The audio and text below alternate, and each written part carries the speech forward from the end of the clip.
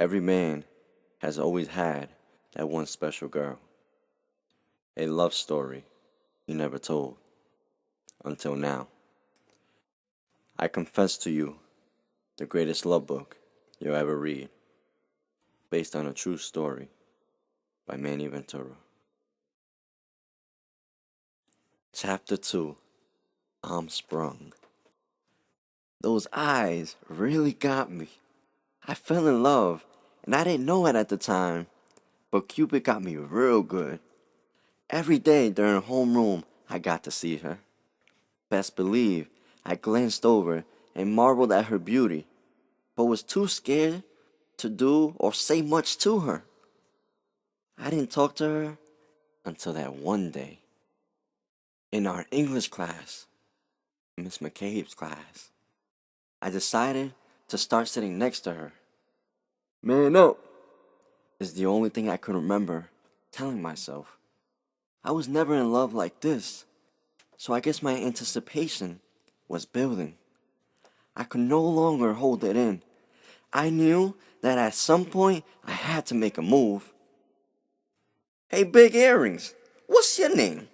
I said with a smirk on my face, allowing my toughness to show. Isabella Sophia, and my earrings aren't that big, but you do have a big nose. She quickly said back. Isabella Sophia? I said. Isn't that like two first names? What was your mom's and pops thinking naming you that? I said, looking at her with a confused face. She laughed and mentioned they could not agree on a first name, and so they gave her both. I chuckled a bit. So where you from? I asked. The city? She said, as if everyone knew which city she was talking about. What city? I exclaimed. New York City, you dummy. She snarled. Oh, I thought New York was a state, not a city. It is stupid. All 5 boroughs make up the city. This was getting real, And I'm from Manhattan. We call that the city. she said with a typical New York attitude. Well, that makes sense, I thought, more confused than what I started. I've been to NY once, and ain't no one told me about no boroughs that make up a city.